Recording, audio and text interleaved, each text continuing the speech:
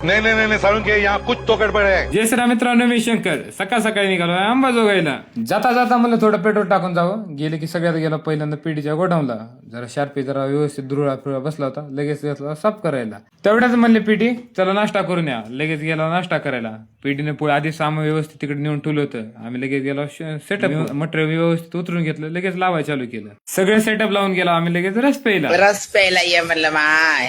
रस पिऊन पेटीच्या godown bottom घेऊन महाराजा साऊंड करून आला. लगेच घेतलं पॅच करण्यासाठी.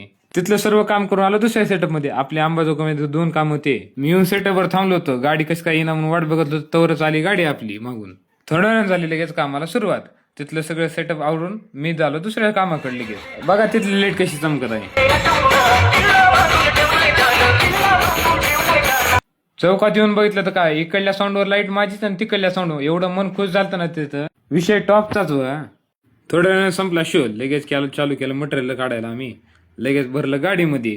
गाडीतून येऊन सगळ्यात पहिल्यांदा गोडाऊनवर ठेवलं आणि आम्ही निघाला गावाकडे. रात्रचं काम करून पण ह्यांचे काय धिंगाणे थांबणार झाले ते बघा. ते कशी करायले तर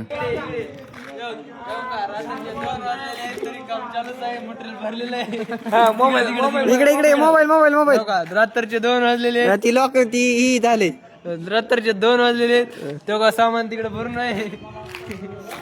यो का गाडी मालक हो का? तो काही आमचे मालक हो का? आमचे मालक. पिढीला राम राम घालून आम्ही निघाला गावाकडे. जाताना आम्ही तर काय थकलाच होता. अहो त्याला पण सुट्टी देत ना हो. गावाकडे येऊन टाकायचं होतं आपल्याला मंडप. वेळ झाला होता पण उद्या सकाळी टाकणं होत नाही म्हणून आताच चालू केलं टाकायला.